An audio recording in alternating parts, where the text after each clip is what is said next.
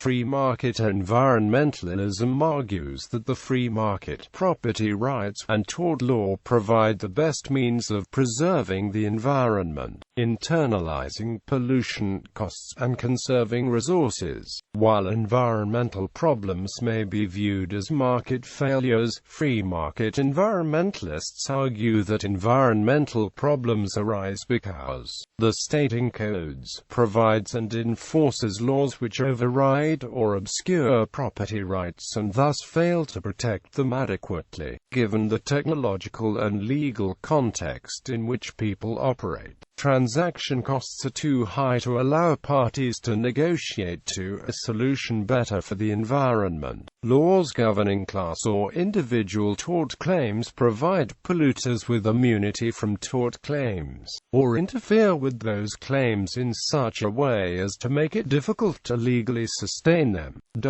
Free market environmentalists therefore argue that the best way to protect the environment is to clarify and protect property rights. This allows parties to negotiate improvements in environmental quality.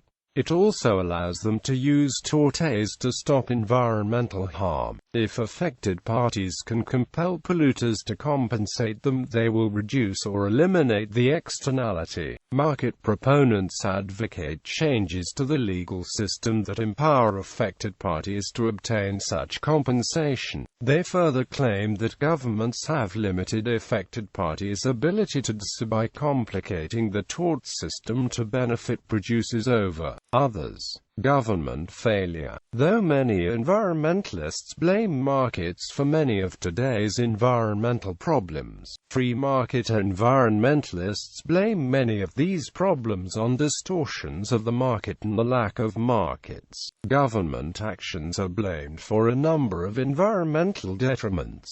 Tragedy of the commons is seen as a fundamental problem for the environment. When land is held in common, anybody may use it. Since resources are consumable, this creates the incentive for entrepreneurs to use common resources before somebody else does. Many environmental resources are held by the government or in common, such as air, water, forests. The problem with regulation is that it puts property into a political commons, where individuals try to appropriate public resources for their own gain, a phenomenon called rent-seeking. Tenure renters do not benefit from value accrued during the tenure and thus face an incentive to extract as much value as possible without conservation. Political allocation. Political information does not have the incentives that markets do to seek superior information. Though many participants provide input to governments, they can only make one decision. This means that governments create rules that are not well crafted for local situations.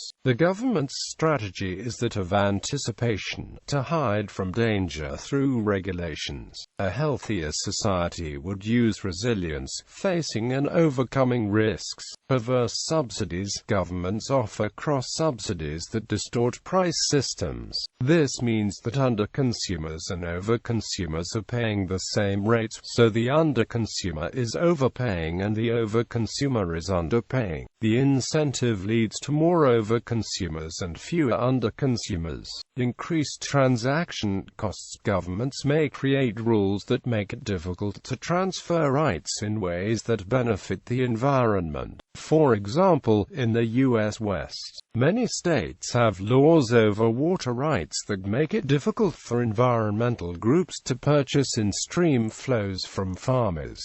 Market tools. Markets are not perfect, and free market environmentalists assert that market-based solutions will have their mistakes. Through strong feedback mechanisms such as risk, profit and loss, market-driven have strong incentives to learn from mistakes. Individual choice. Consumers have the incentive to maximize the satisfaction and try to find low-cost, high-value options. Markets allocate resources to the highest bidder. Producers make purchases on behalf of the consumer. Due to many actors in the market, there is no one-size-fits-all solution, and entrepreneurs will seek to fulfill many values of society, including conservation, Entrepreneurship. Entrepreneurs seek value, problem-solve, and coordinate resources. Price system. When resources become scarce, prices rise. Rising prices incentivize entrepreneurs to find substitutions for these resources. These resources are often conserved, e.g. as prices for coal rise, consumers will use less and higher prices will drive substitution for different energy sources. Property rights. Owners face a strong incentive to take care of and protect the property. They must decide how much to use today and how much to use tomorrow. Everybody is trying to grow value, corporate value and share prices based on their anticipated future profits. Owners with the possibility of transferring the property, either to an heir or through sale, want the property to grow in value. Property rights encourage conservation and defend resources against depletion. Since there is a strong incentive to maximize the value of the resource for the future, common law. In order to have working property rights, you need a good system to defend them. When rights are weak, people will violate them. By creating a strong system where common resources can be homesteaded, transferred, and defended against harm, resources can be protected, managed, allocated with the results that aggregate and balance humanity's needs and wants. The market is a non-political allocation device. Many environmentalists' proposals call to return resources from markets to become political problems, issues. Coercion bargaining. Some economists argue that, if industries internalized the costs of negative externalities, they would face an incentive to reduce them, perhaps even becoming enthusiastic about taking advantage of opportunities to improve profitability through lower costs. Moreover, economists claim this would lead to the optimal balance between the marginal benefits of pursuing an activity and the marginal cost of its environmental consequences. One well-known means of internalizing a negative consequence is to establish a property right over some phenomenon formally in the public domain. The Coase theorem is one extreme version of this logic. If property rights are well defined and if there are no transaction costs, then market participants can negotiate to a solution that internalizes the externality. Moreover, this solution will not depend on who is allocated the property right. For example, a paper mill and a resort might be on the same lake. Suppose the benefits to the resort of a clean lake outweigh the benefits to the mill of being able to pollute it. The mill has the right to pollute, the resort will pay it not to. If the resort has the right to a pollution-free lake, it will keep the right, as the mill will be unable to compensate it for its pollution. However, critics have charged that the theorem attributed to Coase is of extremely limited practicability because of its assumptions, including no transaction costs, and is ill-suited to real-world externalities which have high bargaining costs due to many factors. More generally, free market environmentalists argue that transaction costs count as real costs. If the cost of reallocating property rights exceeds the benefits of doing so, then it is actually optimal to stay in the status quo. This means the initial allocation of property rights is not neutral and also that it has important implications for efficiency. Nevertheless,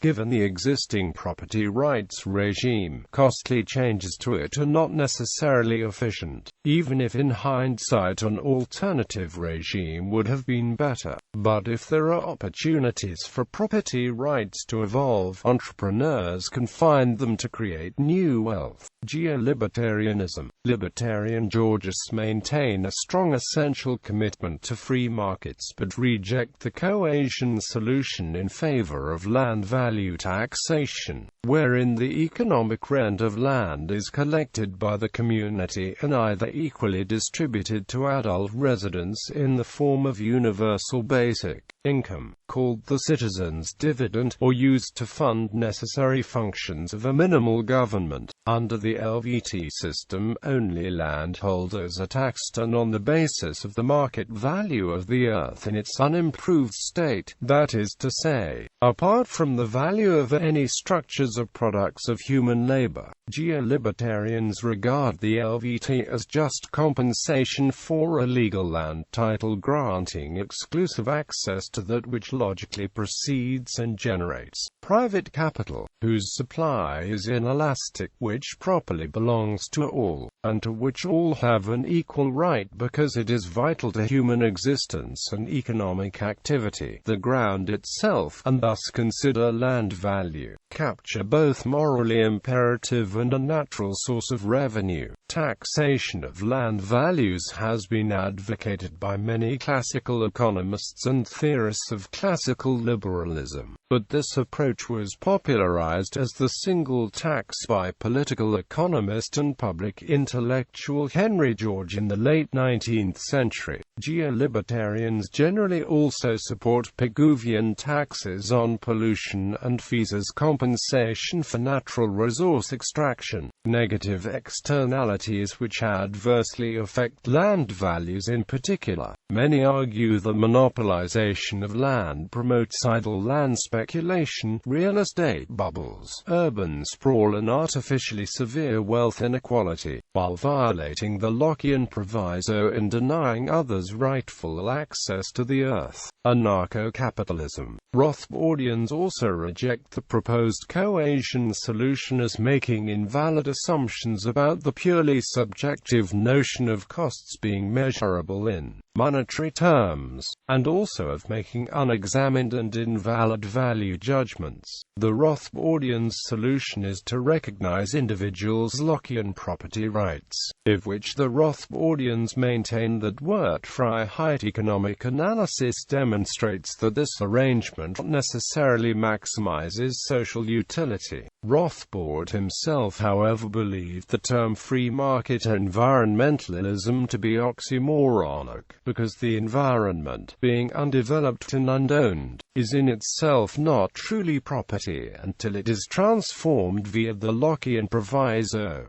On environmentalism, Rothbard said, "The problem is that environmentalists are not interested in efficiency or preserving private property. The environmentalists are acolytes and prisoners of a monstrous, literally anti-human philosophy. They despise and condemn the human race, which by its very nature and in contrast to other creatures, changes and transforms the environment instead of being passively subjected to it. I have come to the conclusion that a free market environmentalist is an oxymoron. Scratch one and you get an environmentalist. Markets and ecosystems as spontaneous orders. Recent arguments in the academic literature have used Friedrich Hayek's concept of a spontaneous order to defend a broadly non-interventionist environmental policy. Hayek originally used the concept of a spontaneous order to argue against government intervention in the market. Like the market, ecosystems contain complex networks of information, involve an ongoing dynamic process, contain orders within orders, and the entire system operates without being directed by a conscious mind. On this analysis, species takes the place of price as a visible element of the system formed by a complex set of largely unknowable elements. Human ignorance about the countless interactions between the organisms of an ecosystem limits our ability to manipulate nature. Since humans rely on the ecosystem to sustain themselves, it is argued that we have an obligation to not disrupt such systems. This analysis of ecosystems as spontaneous orders does not rely on markets qualifying as spontaneous orders. As such, one need not endorse Hayek's analysis of markets to endorse ecosystems as spontaneous orders. Others, proponents of free market environmentalism, use the example of the recent destruction of the once prosperous Grand Banks fishery off Newfoundland. Once one of the world's most abundant fisheries, it has been almost completely depleted of fish. Those owners primarily responsible were large, factory fishing enterprises driven by the imperative to realize profits in a competitive global market. It is contended that if the fishery had been owned by a single entity, the owner would have had an interest in keeping a renewable supply of fish to maintain profits over the long term. The owner would thus have charged high fees to fish in the area, sharply reducing how many fish were caught. The owner also would have closely enforced rules on not catching young fish. Instead, commercial ships from around the world raced to get the fish out of the water before competitors could, including catching fish that had not yet reproduced. Another example is in the 19th century, early gold miners in California developed a trade in rights to draw from watercourses based on the doctrine of prior appropriation. This was curtailed in 1902 by the Newlands Reclamation Act, which introduced subsidies for irrigation projects. This had the effect of sending a signal to farmers that water was inexpensive and abundant, leading to uneconomic use of a scarce resource. Increasing difficulties in meeting demand for water in the western United States have been blamed on the continuing establishment of governmental control, and a return to tradable property rights has been proposed. According to Richard L. Stroop, markets in the environmental field, in order to function well, require 3D property rights to each important resource, i.e., rights that are clearly defined, easily defended against invasion, and divestible by owners on terms agreeable to buyer and seller. The first two rights prevent property owners from being forced to accept pollution, and the third right provides an incentive for owners to be good stewards. Notable free market environmentalists: Terry L. Anderson, Jonathan H. Adler, John Baden, Roger Bate, Daniel Cohn-Bendit, Ralph Borsody, Bolton Hall, Rodney Hyde, P.J. Hill, Laura Jones, Gary Libcap, Preston Manning, Julian Morris, Julian Lincoln Simon, Fred L. Smith, Bruce Yandel, Walter Block, Donald R. Leal. Notable free market environmentalist groups.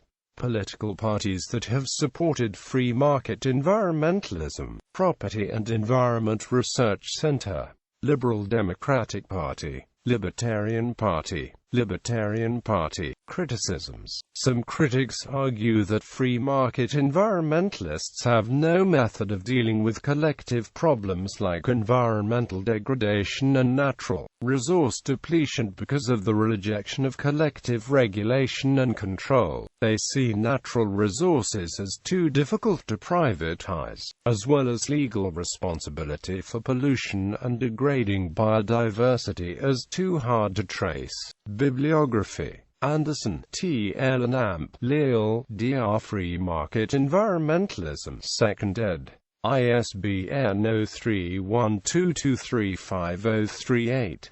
Groundfist, J.A. The Limited Future of Unlimited Liability, A Capital Markets Perspective. Yale Law Journal. The Yale Law Journal, Volume 102, No. 2. 102, 387-425. DOR 10.2307, 796841. JSDOR 796841. Harnell, R. Economic Justice and Democracy, From Competition to Cooperation. Routledge. ISBN 0415933455. Hansman H. Crackman R. Toward Unlimited Shareholder Liability for Corporate Torts. Yale Law Journal. The Yale Law Journal, Volume 100, No. 7. 100, 1879-1934. DOR 10.2307, 796812. JSDOR 796812. Stroop, Richard L. Economics, What Everyone Should Know About Economics and the Environment. ISBN 1-930865449. Krugman, Paul. Earth in the Balance Sheet. Economists Go for the Green, and Taxes and Traffic Jams, reprinted in the Accidental Theorist. ISBN 0140286861. Ridley, M. and Amp. Low, B.S. Can Selfishness Save the Environment? The Atlantic Monthly Volume 272, pp. 76-86.